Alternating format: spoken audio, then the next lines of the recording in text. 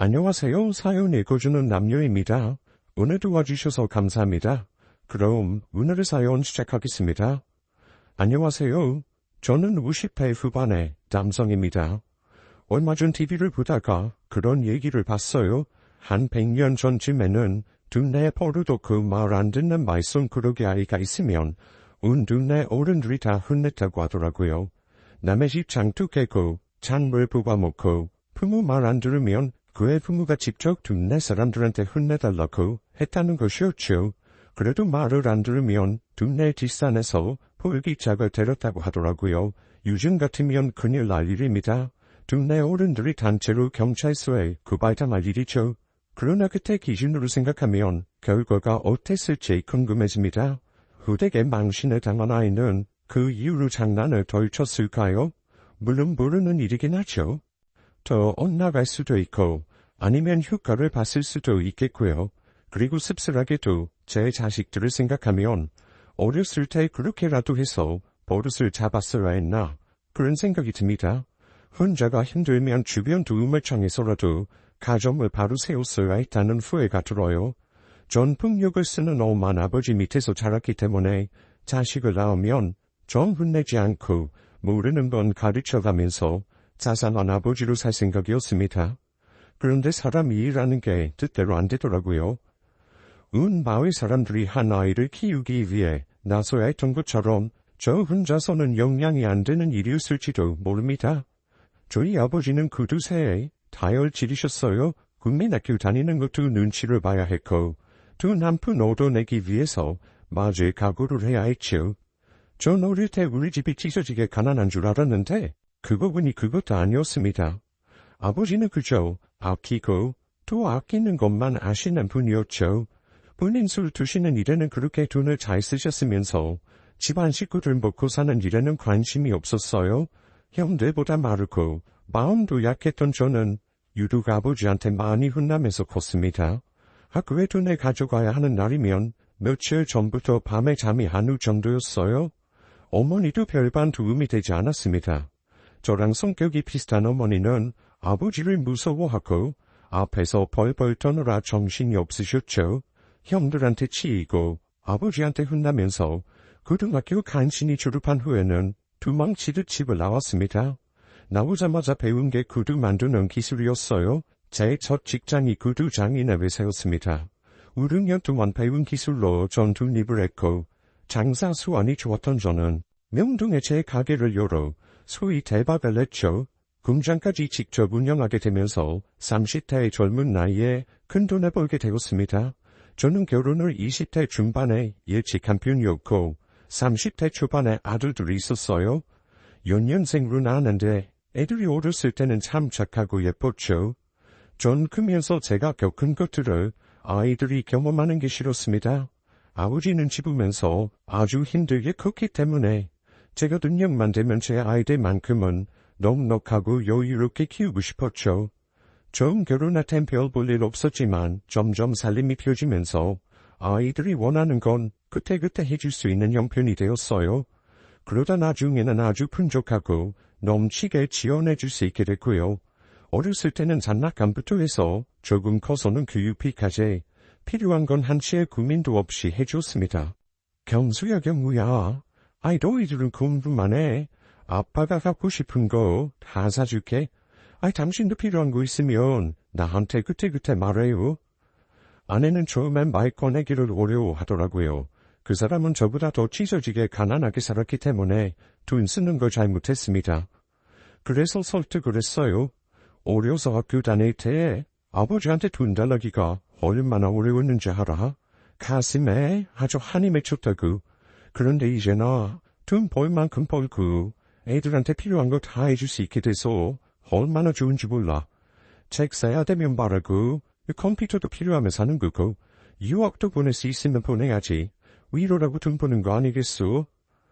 아내도 처음에는 주저했지만 나중에는 별 말 안 하더라고요. 제 소원대로 아이들은 부족함 없이 살았어요. 어려서부터 큰 집에 살면서 방도 큼지막한 거 하나씩 내주고 책상 침대도 최고급 가구로 꽉꽉 채워줬죠. 학용품도 아내가 어디서 최고 좋은 걸로 사주곤 했어요. 아이들은 제가 사업해서 번 돈으로 방판하게 지원받아가며 학교를 다녔습니다. 아내도 그런 생활에 서서히 적응해갔죠. 돈의 힘이라는 게 꽤 세더라고요. 아내의 친정은 심각하게 가난했던 것으로 알고 있습니다. 무구멍이 포도청이라는 말을 실감하게 살았대요. 장인 장모 두 분 다 아프셔서 집안에 돈 벌어오는 사람이 없었다고 했죠. 하루하루 뭘 먹어야 되나 그런 고민하면서 사는 집안이었습니다.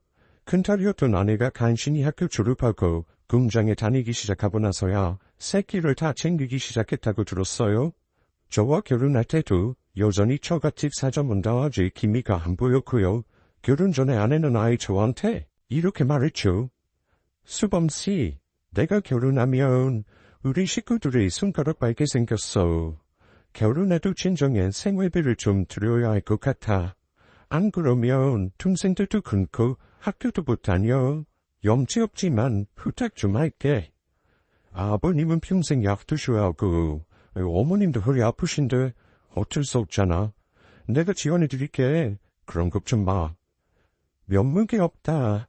생활비 드리는 거 언제까지 해야 할지 나도 모르겠어. 고맙고 미안해 자기야. 전 아내를 사랑했기에 망설임이 없었습니다. 저가의 생활비 지원을 하기로 약속하고 결혼을 했어요. 결혼할 때는 사업을 시작하기 전이었어요. 없는 처지의 처갓집에 달마다 생활비를 보내는 게 힘들었지만 그도 사업이 잘 되면서 큰 돈을 벌게 되자 아내는 당연하다고 생각하는 것 같았습니다. 그리고 이것저것 요구사항이 많아졌어요. 여보, 우리 이제 집을 좀 이사하는 게 낫지 않겠어요? 애들 학교도 좋은 동네 가서 보내야 공부 잘한대. 당신만 허락하면 내가 집 보고 올게요. 그래, 그러지 뭐. 당신이 보고 쓸만한 집 있으면 말해. 그때 내가 가서 볼게. 아내는 입이 떡 벌어질 만큼 넓은 집을 보고 왔더라고요. 그것도 후자 동네 한복판이었습니다. 저는 사실 좀 놀랐어요. 버는 돈은 많았어도 그렇게 넓은 집에서 살 생각은 아니었거든요. 아내는 그 정도는 돼야 살만하다면서 저를 가진 애교로 설득하더라고요.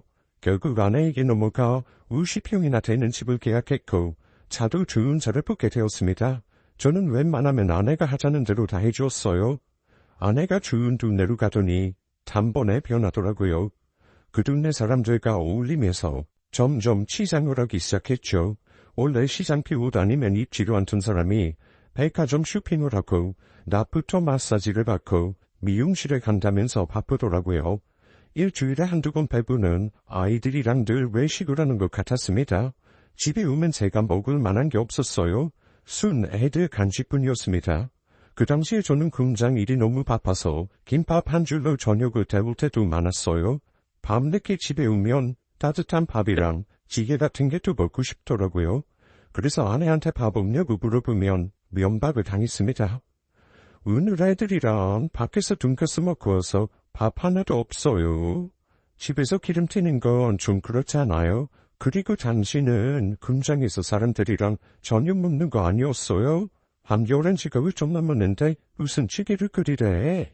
짜게 먹으면 안 좋으니까 그냥 사요. 정 배고프면 라면이나 끓여 먹든가.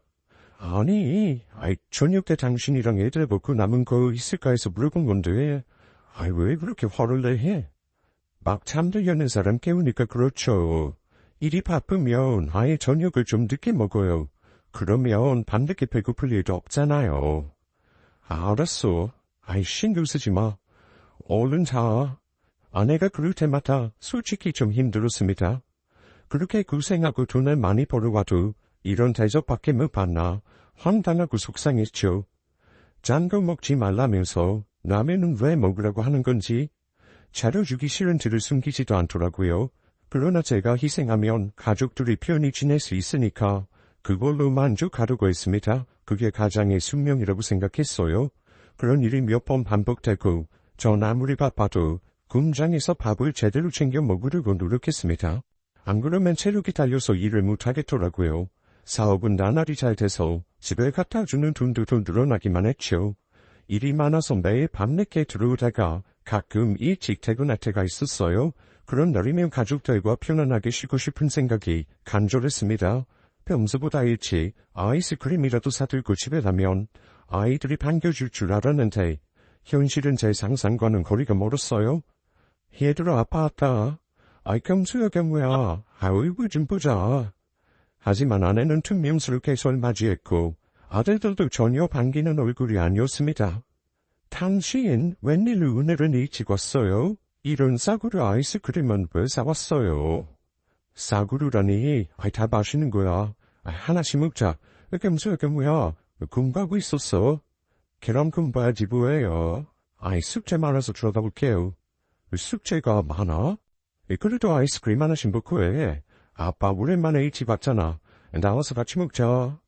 아빠, 나 이런 거 안 먹어. 에이, 다 맛없는 거. 자식들은 인사만 겨우 하고 방 안으로 들어가더라고요. 한 녀석은 숙제한다. 한 녀석은 컴퓨터 게임한다고 저를 거들떠보지도 않았습니다. 그리고 아내는 제가 일찍 들어오면 뭐가 그렇게 불만인지 집밥 차리는 게 힘들다면서 금시름 대더라고요. 밥도 찬밥에 찌개로 된 비 바닥에 남은 걸 데워주곤 했죠. 반찬도 그럴듯하게 먹고 싶었지만 냉장고에 오래된 걸 대충 줘서 젓가락이 갈 곳이 없었습니다. 한 달 생활비라고 갖다주는 얼마인데 이런 대접을 받나 싶었지만 애들 앞에서 큰소리치고 싶지 않아 넘어간 적이 한두 번이 아니었어요. 자식들한테도 많이도 서운했죠. 그래도 한 번씩 다 큰 녀석들이 저한테 웃으면서 다가올 때가 있었어요. 아빠, 나 갖고 싶은 게 있는데 사줄 수 있어? 이 녀석아, 네가 지금 없는 게 뭐가 있어. 또 뭐가 갖고 싶은데 말이라도 들어보자. 사줄지 말지는 들어보고 결정할게. 에이, 사주실 거잖아요. 그 내버려 두고 저한테 먼저 말을 걸 테면 무조건 목적이 하나씩 있었습니다. 사실 저희 애들은 없는 게 없었어요. 근데 녀석들 욕심이 끝이 없더라고요. 게임기도 있는 걸 하나 더 사달라고 하더라고요. 형제끼리 같이 쓰면 되는데 그것도 다 싫다는 거였죠. 어떻게 같이 써요? 이 견무갈 때 저도 하고 싶을 때도 있는데 이왕이면 하나씩 갖고 있는 게 좋죠. 아빠, 그건 형 말이 맞아. 형이 나를 얼마나 때리는 줄 알아?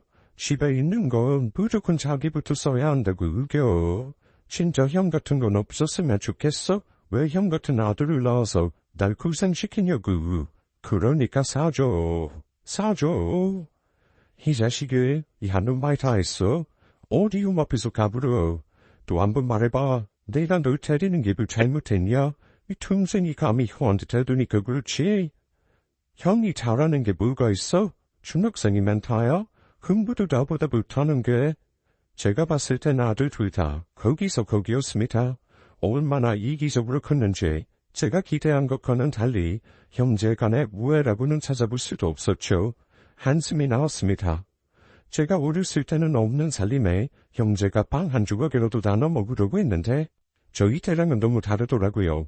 그러나 지금은 시대도 바뀌었고 요즘 애들 다 그런다고 하니 저도 그냥 이해하자 넘어갔습니다. 또 지금은 제가 능력이 되니까 뭐든지 해줄 수 있음에 감사하면서 결국 아이들이 해달라는 건 다 해줬어요. 자, 게임기 각자 하나씩 됐으니까 싸우지들 마라.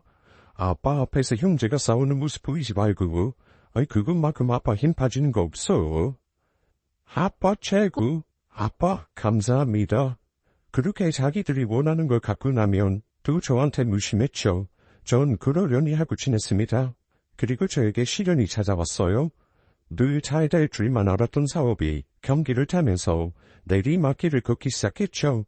조금만 견디면 되겠지 했는데 값싼 외국산에 밀려 설 자리를 점점 잃더라고요. 결국 제 구두 공장은 문을 닫게 되었습니다. 오래 공들인 사업이 무너지는 건 순식간이었어요. 전 피눈물을 흘리며 구두 공장을 정리하게 되었습니다. 이 과정이 정말 복잡하고 힘들었는데 아내는 힘든 걸 나누려고 하지 않더라고요. 그래서 집에 돈 안 갖다 줄까봐 노심초사하는 게 눈에 보였죠. 여보, 당신 공장 닫으면 앞으로 우리 뭐 먹고 살아.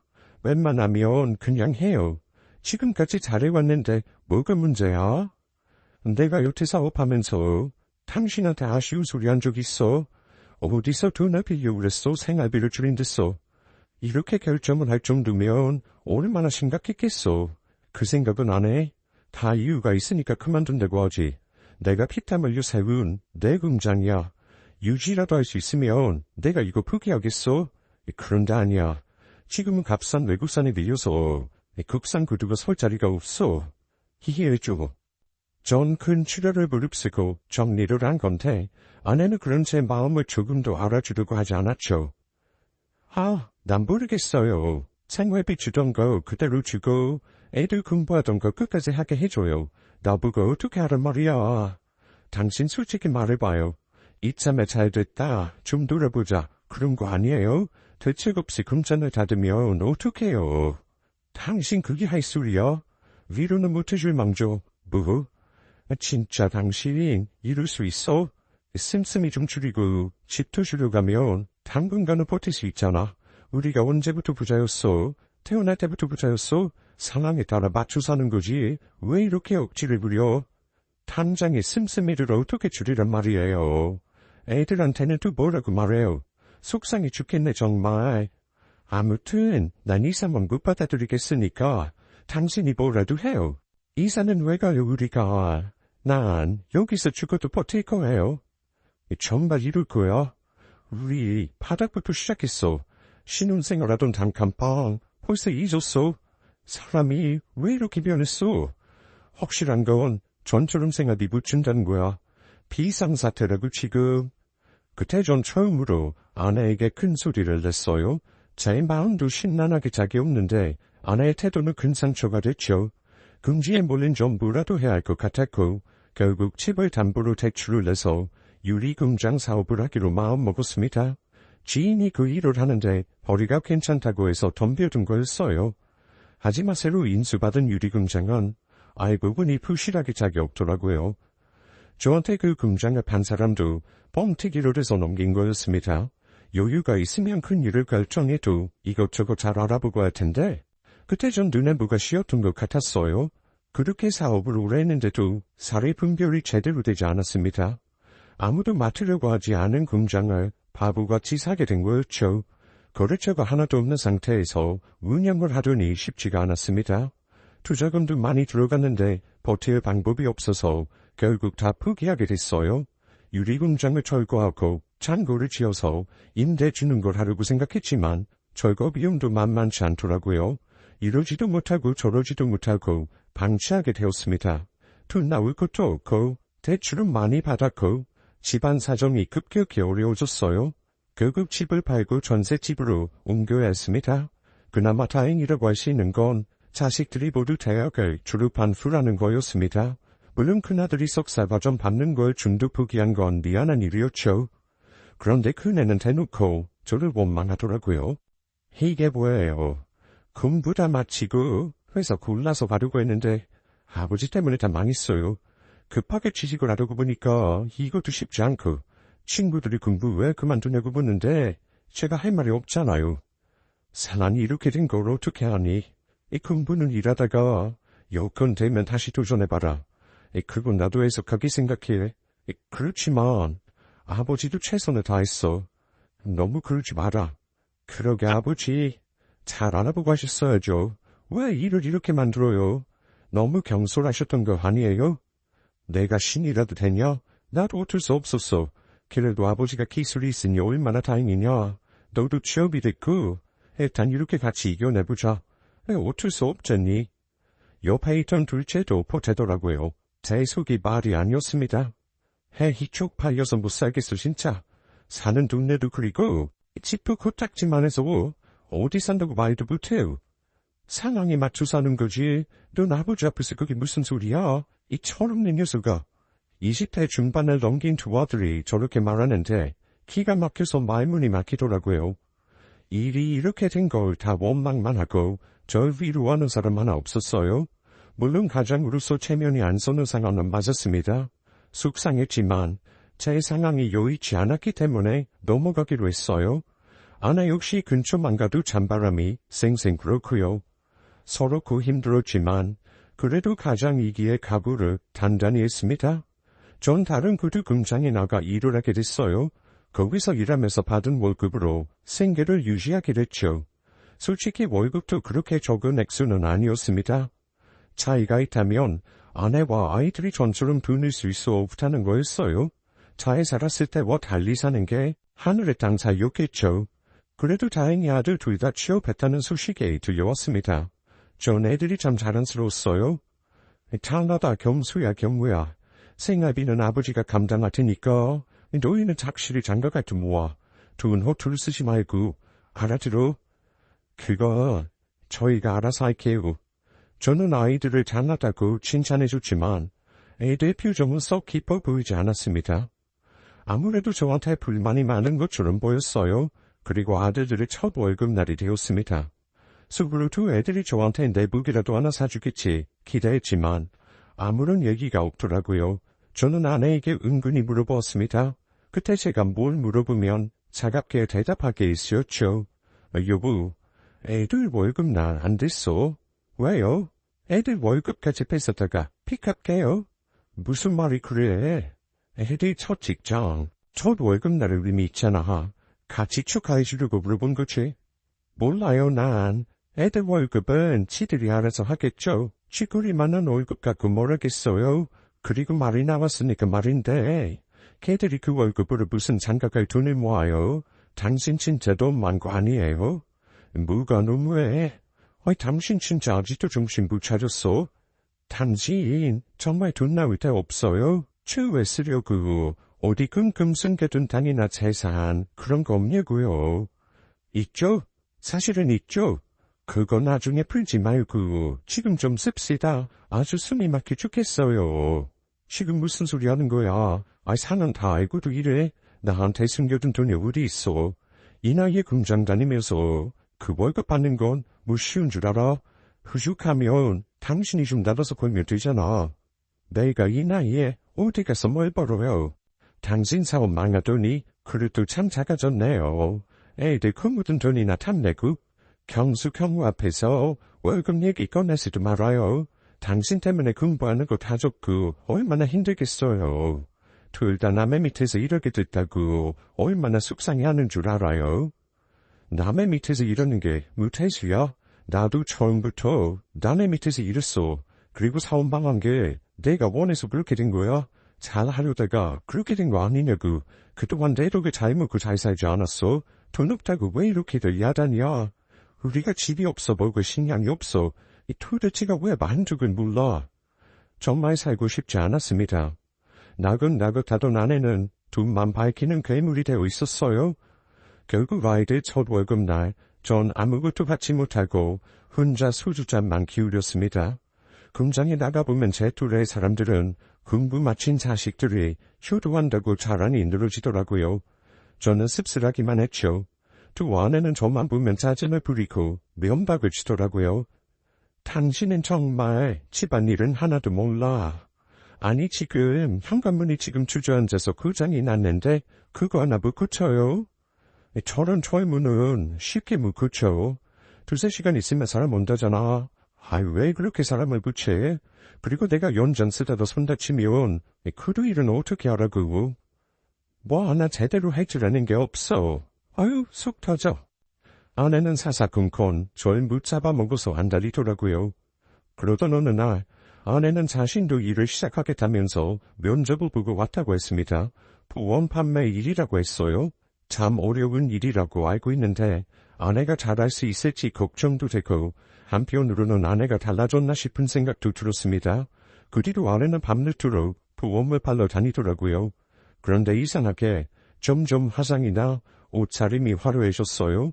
저한테는 말도 안 붙였죠. 돈 번다니 더 바쁠 것 같기도 하고 많이 섞으면 또 다툴 것 같아 제가 밥 해먹으면서 공장을 다녔습니다. 아내를 보면 저한테 정이 떨어진 사람 같아서 늘 마음이 불편했어요. 아내와 아이들 모두 회사에 다니고 각자 생활에 충실할 뿐 가족으로서 어떤 것도 함께 하지 않았습니다. 애들도 바빠서 집에는 늦게 들어오게 되었고요. 이해는 했지만 속이 상했습니다. 저도 나이가 들어가고 일이 힘에 부치는데 집에서는 어떤 위안도 얻을 수 없었어요. 그리고 제 생일이 다가왔죠. 아무도 제 생일을 아는 체 하지 않았습니다. 가족들한테 은근슬쩍 물었어요. 여보, 오늘 저녁에 밖에서 밥 한 끼 먹을까? 안 돼요. 중요한 고객이란 약속 있어요. 오늘 많이 늦을 거야. 갑자기 왜 그래요? 경수야 경우야. 오늘 저녁에 늦니? 애들도 당연히 늦게 들어온다고 하더라고요. 바빠서 그런가 보다 하고 서운한 티를 내지 않았습니다. 그날 전 평소와 다름없이 공장에 출근했어요. 공장에서 점심에 미역국이 나왔습니다. 그걸 떠먹는데 너무 서글프더라고요. 내가 지금까지 뭘 위해 이렇게 살았나? 내 인생은 뭔가? 그런 생각이 저절로 들었습니다. 땅이 고지게 한숨이 나오더라고요. 그날 밤 퇴근했는데도 아무도 집에 없었습니다. 전 일찍 잠이 들었다가 화장실에 가고 싶어 잠이 깼어요. 주방에서 가족들 목소리가 들리더라고요. 좀 반가운 마음에 주방으로 가려다가 멈칫했습니다. 대화 내용을 들어보니 제가 낄 자리가 아니었어요. 아버지 오늘 생신이시잖아. 근데 나 입을 모를 척했어. 짜증나게 저녁같이 먹자고 하잖아. 누구 때문에 내가 이렇게 고생하는데 아버지는 진짜 양심도 없나 봐. 형, 내가 우리 팀장한테 얼마나 깨졌는 줄 알아? 진짜 사는 거 재미없어 죽겠어. 내가 이렇게 살 줄은 꿈에도 생각 못했어. 이게 다 아빠 때문이야. 너 이때만 그런 줄 아니? 난 더해. 폰 계약하기 전까지 고객들한테 얼마나 급실되는 줄 알아? 간이고 쓸개고 다 빼준다고. 너네 아빠는 이런 걸 아는지 모르는지? 그저 공장에 들어박혀서 구두만 만지면 단 줄 알지? 아니 일은 왜 그렇게 만들어서 우리를 이렇게 힘들게 해? 그러면서 미역국은 더 얻어먹고 싶은가 보지? 엄마가 아버지한테 다시 사업 좀 일으키라고 하면 안 돼? 나 진짜 구실구실해서 이렇게 못 살겠어. 옛날 내 친구들 하나도 못 만나. 우리 집만 한 거 구수하게 생각한다고. 또 내 아버지 이제 이빨 빠진 후라니야. 지금 다시 일어서긴 뭘 일어서 너희들도 포기해. 돈 많은 집 딸이랑 만나서 결혼을 하든지 후kon에 당첨이 되든지 그거 아니면 방법 없어. 진짜 남들은 장가 같아. 집이 니 잔이 대단하게 들어가는데 10불도 없는 데가 어떻게 장가를 가겠어. 진짜 아버지 잘못만 이게 무슨 고생이야. 눈물이 왈칵 쏟아졌습니다. 가슴에 비수가 날아와 쏘시 굳혔어요. 제가 그동안 김밥 하나로 저녁을 때우면서 뼈 빠지게 일한 거 아내와 아이들은 전혀 고마워하지 않고 있었습니다. 제 고생은 그저 당연한 거였고 지금 자기들 사랑만 힘들다는 거였어요. 제가 구박구박 출퇴근하면서 공장이라는 게 마치 사업하기 싫어서 게으름 피고 있는 것처럼 보이는 것 같았습니다. 인생의 후회가 밀려왔죠. 아들들 어렸을 때 해달라는 거 다 해주고 저갓집에 생활비 들여가며 아내 하고 싶은 거 다 해줬던 지난 날들이 떠올랐습니다. 그때 제가 아내한테 주었던 생활비는 지금의 10배도 넘었던 것 같아요.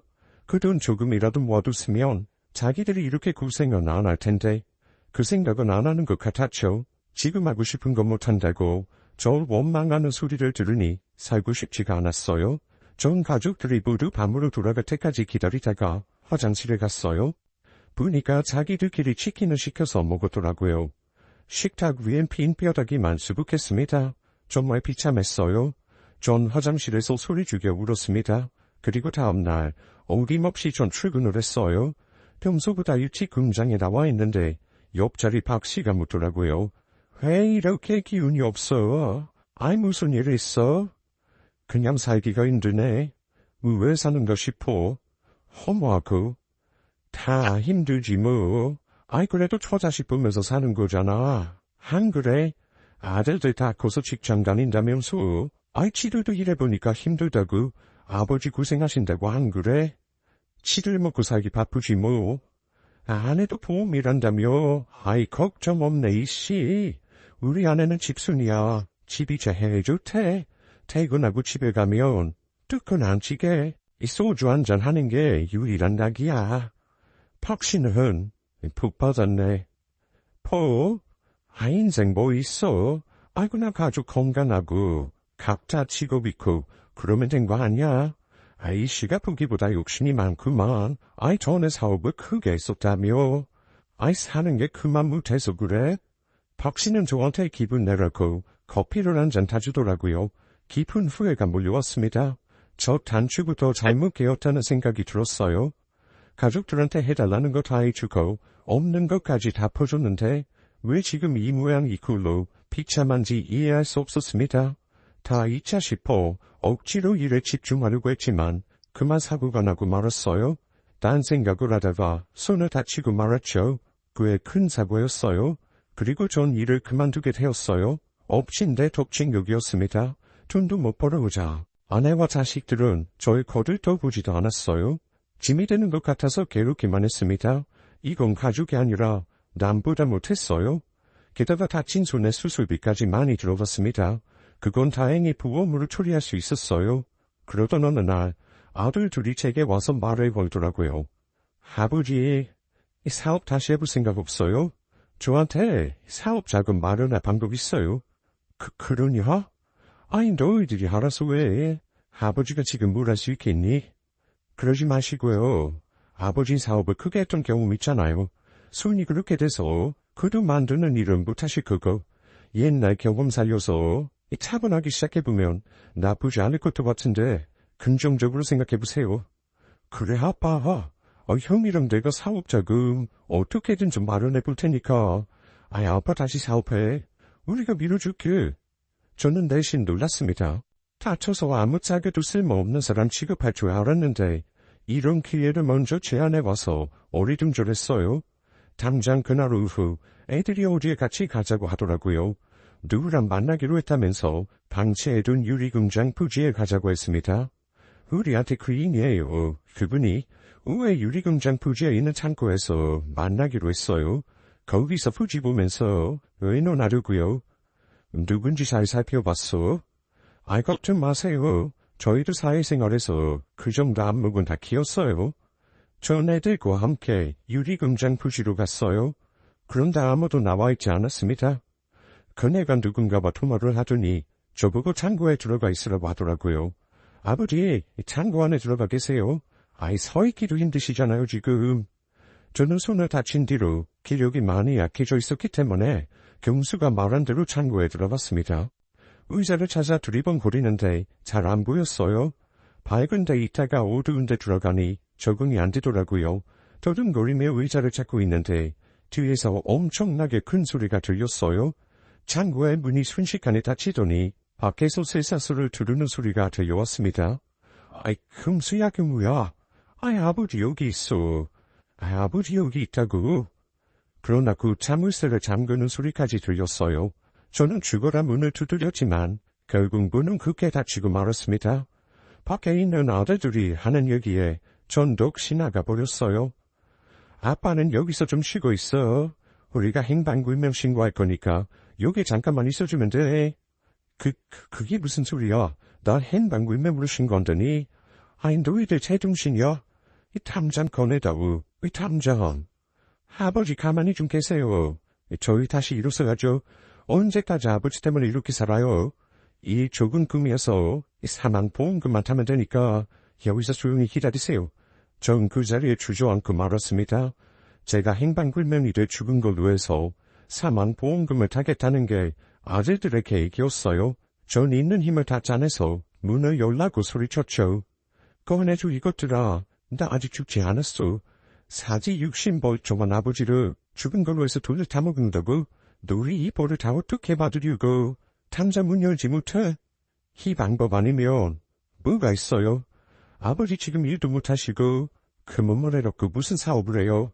아무튼 이 방법밖에 없어요. 저희도 고민 많이 한 거라고요. 저는 서둘러 핸드폰을 찾아보았습니다. 아차 싶었어요. 차에서 내릴 때 막내가 할 게 있다면서 저한테 핸드폰을 달라고 하더라고요. 그때 아무 생각 없이 줬던 게 기억이 났습니다. 경수 경무가 얘기를 나누면서 창고에서 멀어져 가는 소리가 들려왔어요. 좀 미친 듯이 문을 두드렸지만 소용없었죠. 충격 속에 애들이 탄 차가 멀어지는 소리를 들었습니다. 그렇게 전 창고에 갇히고 말았어요. 이곳은 아주 외진 곳이어서 지나다니는 차도 없고 사람도 없었습니다. 꼼짝없이 갇힌 신세였어요. 창고 안에는 기본적인 몇 가지 생필품과 먹을 것이 있었습니다. 물이랑 데워 먹는 밥이 몇 개 있었고 시리얼 상자만 여러 개가 있었죠. 전자레인지 같은 건 당연히 없었습니다. 화장실은 밖에 있었어요. 대신 커다란 약수통이 여러 개 있었죠. 그 통은 나중에 그렇게 쓰리라고는 처음에 생각도 못했습니다. 충격이 한 차례 입술굿이 나가니 온몸이 떨려서 일어날 수가 없었어요. 억울하고 분하고 원통했습니다. 내가 이런 것까지 당해야 하나 우기가 생기고 속에서 천불이 솟았어요. 전 버려진 거나 마찬가지였습니다. 이렇게 살아서 뭐하나 그런 생각과 함께 나가서 이것들을 혼내주자 그런 생각이 교차했어요. 점점 배가 고파왔습니다.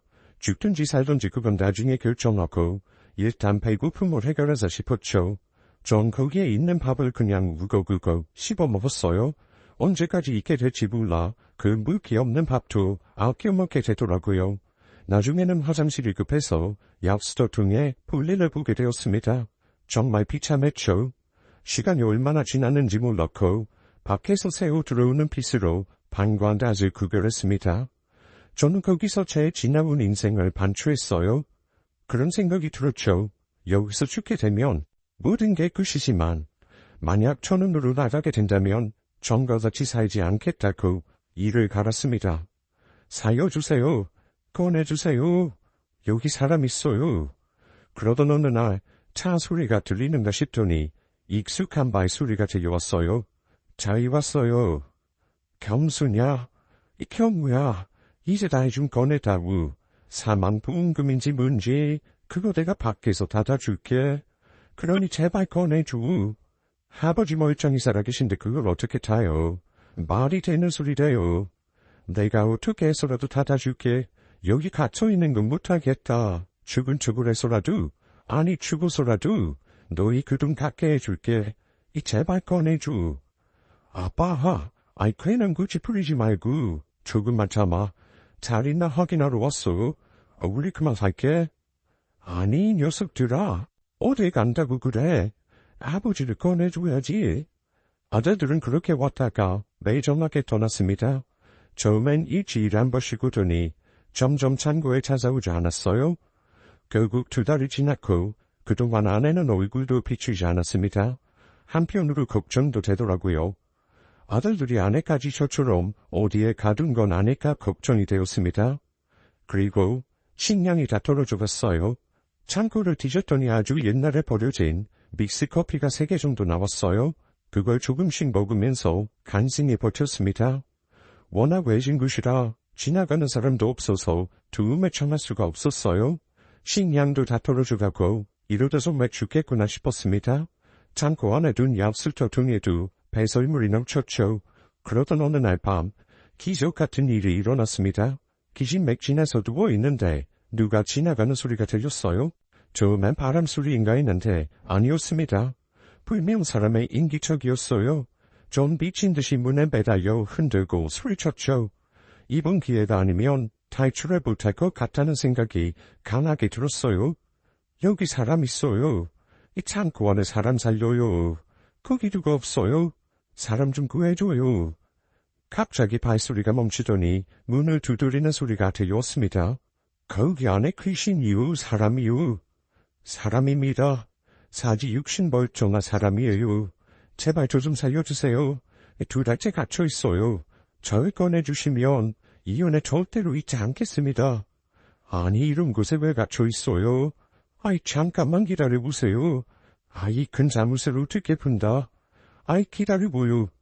결국 그 남자는 큰 바위로 자물쇠를 부수기 시작했습니다. 얼마나 큰 자물쇠인지 몰라도 몇 시간이 지나도 자물쇠는 부셔지지 않았어요. 밖에 있는 남자는 힘이 빠져 잠깐 밥을 먹고 오겠다고 하더니 몇 시간 동안 나타나지 않았죠. 자기도 거리 생활을 오래 해서 힘이 없다고 하더라고요. 전 알겠다고 밥 먹고 오라고 하고는 주마주마 신종으로 기다렸습니다. 그 남자가 다시 나타나지 않으면 끝장이었어요. 엄마년 같은 시간이 지나고 그 남자의 목소리가 들려왔죠. 여보슈, 아이 살아있어요. 네, 오셨군요. 정말 고맙습니다. 둘로는 안 되겠어서. 아이 내가 연장을 좀 훔쳐왔어요. 아이 잠깐만 기다려봐요. 그리고 한나절이나 더 있은 끝에 자물쇠는 부셔졌습니다. 전 일어설 힘도 없어 기어서 창고를 나왔어요. 나분이 자물쇠를 열어준 남자의 흰색도 말이 아니었습니다. 노숙자가 죽어가는 소리를 구해준 거였어요. 이보시오, 아이 정신 차려요. 전 기절했다가 밤에 깨어났어요. 그 노숙자가 어디서 구했는지 죽을 갖고 왔더라고요. 전 죽을 한 입 먹고 바로 토했습니다. 너무 오래 굶어서 그것조차 들어가지 않았어요. 물만 들이키다가 또 기절하기를 몇 번. 결국 며칠이 지나서야 정신을 차릴 수 있었습니다. 기운을 차렸을 때 처음 떠오른 장소는 경찰서였어요. 제 기구한 사정을 다 들은 노숙자는 혀를 꿀꿀 찼습니다. 세상에 그런 자식들이 어디 있느냐며 혼밥 먹어도 싸다고 욕을 하더라고요. 그 사람이 내뱉는 욕을 듣던 저는 마음을 달리먹었죠. 아무리 그래도 차마 자식들 혼밥 먹일 수는 없었어요. 어떻게 할지는 조금 더 생각해보기로 했습니다. 복수를 자식을 상대로 하려니 고민이 많이 되더라고요. 저를 구해준 남자는 당장에 왜 신고 안 하냐고 난리였지만 전 때를 기다린다는 핑계를 대고 노숙자를 따라다니기로 했죠. 이리저리 아무 데서나 자고 먹는 생활이 이어졌습니다. 그러다 정신을 차려보니 제가 서울 근교에 와 있다는 걸 깨달았어요. 문득 아내가 걱정이 되어 몰래 집 근처를 배회했습니다. 그리고 며칠 후 아내를 보게 되었어요. 구급차에서 내린 아내는 정장을 입은 어떤 남자와 집으로 들어가더라고요. 대문까지 나온 아들들이 그 남자를 깍듯하게 맞이했어요. 딱 봐도 둥크에나 있어 보이는 남자였습니다. 키가 찼습니다. 아무래도 남자가 생긴 게 틀림없구만. 짐승만도 못한 것들 날 그렇게 가둬놓고 내 사망 보험금으로 허위우식을 하려고 해. 게다가 돈 많은 남자까지 끌어들여서 전 배신감에 치를 떨었어요. 그리고 모두가 집으로 들어간 후 우편함을 튀셨어요. 뜻밖에도 제 앞으로 날아온 우편물을 발견했죠. 전 그걸 갖고 집에서 멀리 있는 다리 밑으로 몸을 숨겼습니다. 거기서 뜯어본 우편물을 보고 전 제 눈을 의심했어요. 유리공장 부지가 신도시 개발로 수용된다는 내용이었습니다. 엄청난 보상금이 보장된다는 내용이었어요. 전 바위처럼 얼어붙어 종이 위에 써있는 글자와 숫자를 읽고 또 읽었습니다. 처치곤란이었던 유리공장 부지가 엄청난 재산 가치가 있는 땅으로 거듭난 거였어요. 다시 재기할 수 있는 처음이자 마지막 기회라는 생각이 불현듯 들었습니다. 쓸모없던 그 땅은 온전히 제 앞으로 되어있던 땅이었죠. 버려진 것이나 마찬가지였기에 아들들은 그곳 창고에 절 가둔 것이었고요. 전 당장 노숙자 생활을 청산하기 위해 행동을 개시했습니다. 울에 묵은 때를 다 먹혀내고 이발도 하고 새 옷도 사입었어요. 유리공장 부지를 팔아 받은 돈으로 다시 사업을 시작하게 됐습니다.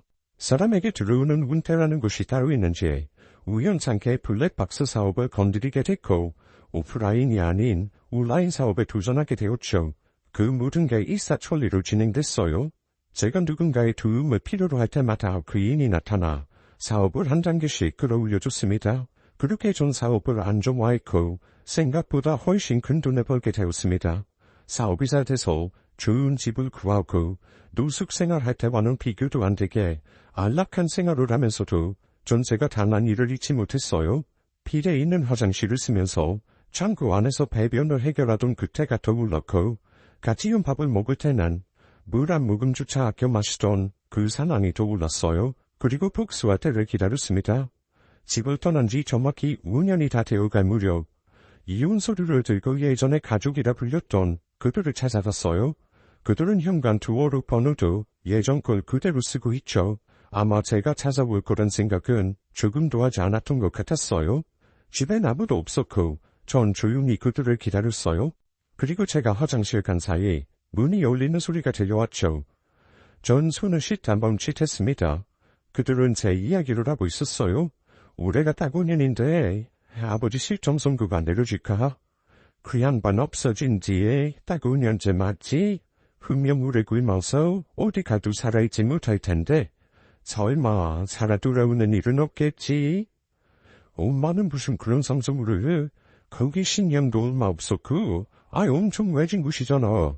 살아 돌아오면 귀신으로밖에 볼 수 없어. 그나저나 어떻게 거길 나갈 수 있었는지 그게 난 지금도 궁금해. 누가 연장으로 자물쇠를 부순 게 분명한데 말이야.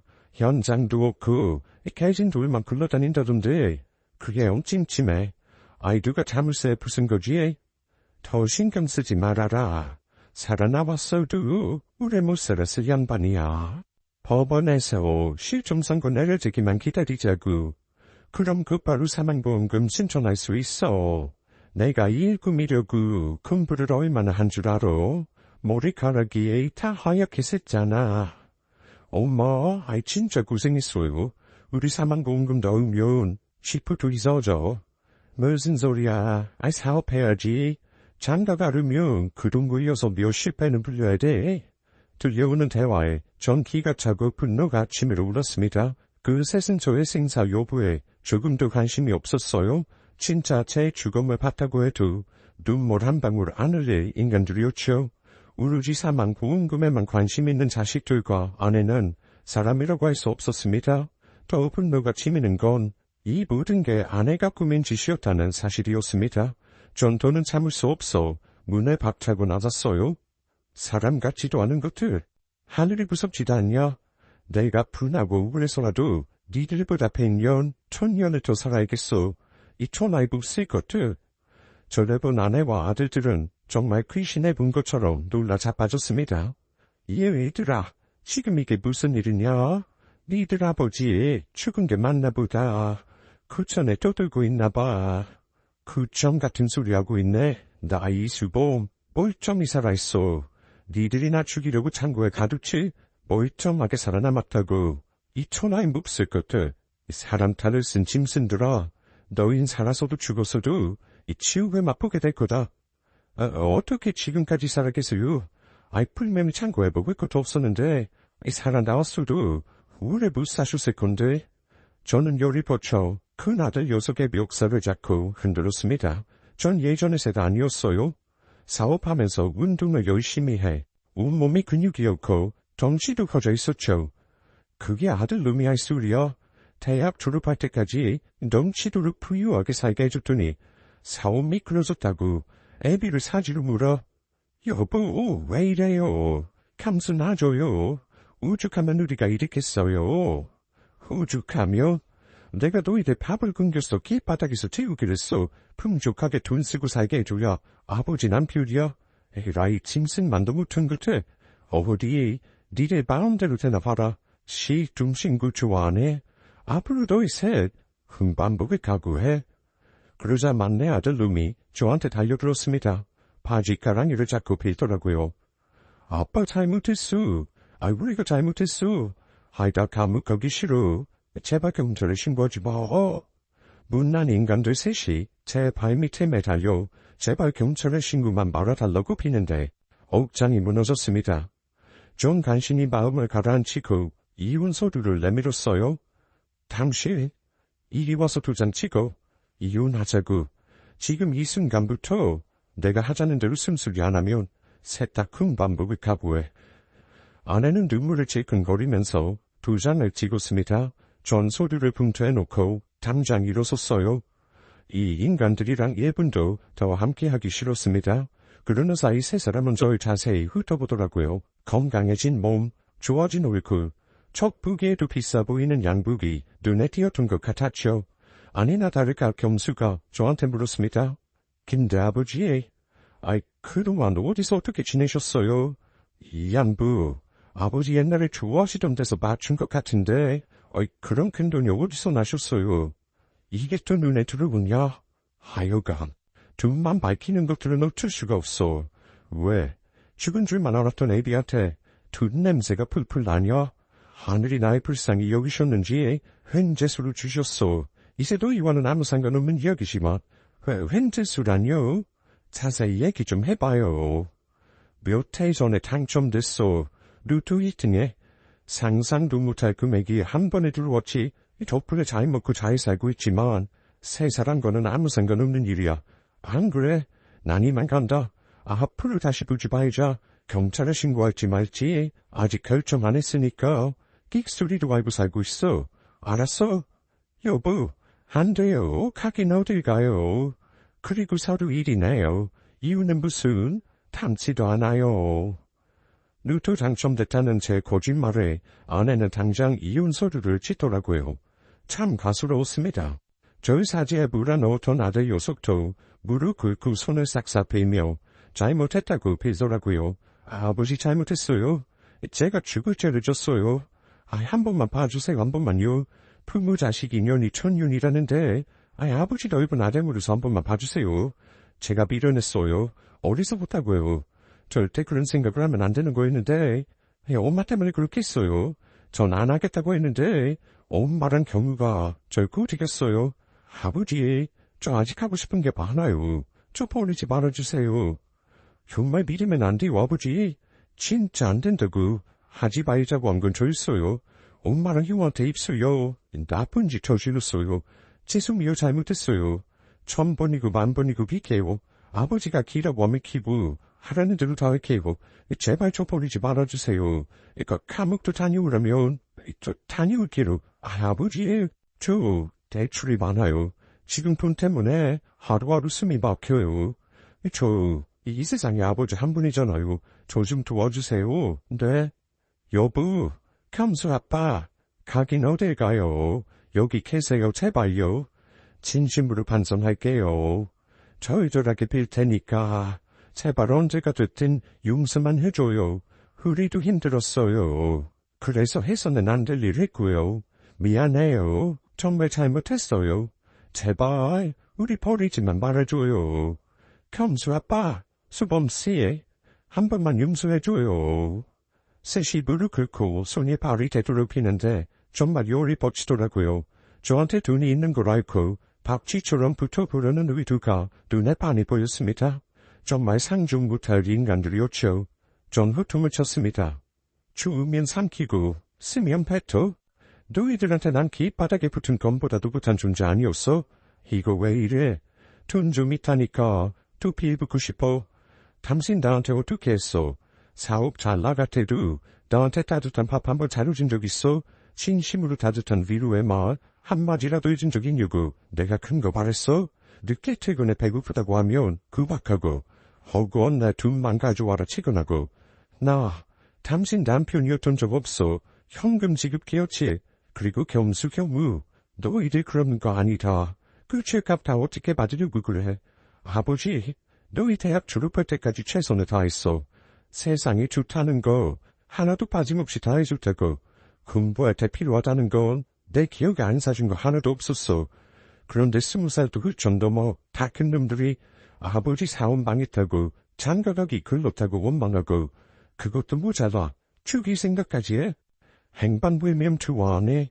너희들이 그 창고에서 나 굶겨 죽이려고 했잖아. 꼼짝없이 죽을 줄 알았던 아버지가 나타나니까 뭐 크리스천? 이 형편없는 놈들아. 난 돈은 많을지언정 인생에서 실패했어. 마누라고 자식 능사고 다 망했다고. 그래서 이제부터라도 그렇게 안 살 거다. 앞으로는 내 돈 너희한테 절대 안 뺏겨. 이거나 왜 바지가라미를 자꾸 날려? 셋이 잘 먹고 잘 살아봐 우리.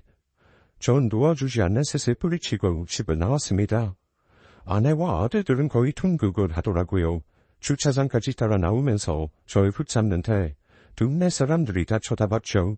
그러거나 말거나 전 얼마 전에 새로 뽑은 고급 외제차를 타고 그곳을 떠났습니다. 백미러로 보니 아내와 아들들은 주저앉아 땀을 치고 후회하는 모습을 보였어요. 얼마나 후되게 당했는지 전 그런 모습을 보고도 조금도 마음이 약해지지 않았죠. 오히려 후련했습니다. 전 지금 혼자 살고 있어요. 이제 가족을 만들고 싶은 생각이 없고 오로지 저만을 위해서 살겠다고 다짐했고요. 현재는 일도 적당히 하고 건강 챙기며 편안하게 살고 있습니다. 참, 저희 창고에서 구해준 노숙자와 가깝게 지내고 있어요. 그분은 이제 저희 회사 직원으로 출퇴근을 하고 있죠. 일하다가 쉴 때 그분과 함께 장기, 바둑 두며 얘기를 나누는 게 요즘 저의 낙이기도 합니다. 그분도 참 사연이 기구하더라고요. 가족들이 모두 차 사고로 한날 한시에 세상을 떠나는 바람에 그 충격으로 노숙 생활을 하게 된 거였습니다. 지금은 전문가 도움을 받아 마음의 병도 치료하고 건강하게 생활하고 있어요. 제가 그런 일을 겪고 혼자 살면서 주변을 둘러보니까 곁에 있는 가족의 소중함을 모르는 분들이 많더라고요. 행복은 멀리 있는 게 아니라 가까운 곳에 있다는 진리를 이 사연을 듣는 분들도 잊지 않으셨으면 좋겠습니다. 긴 이야기 들어주셔서 감사합니다. 제 사연은 여기까지입니다. 지금까지 사연 읽어주는 남녀였습니다. 끝까지 함께 해주신 여러분 감사드리며 저는 다음 사연으로 돌아올게요.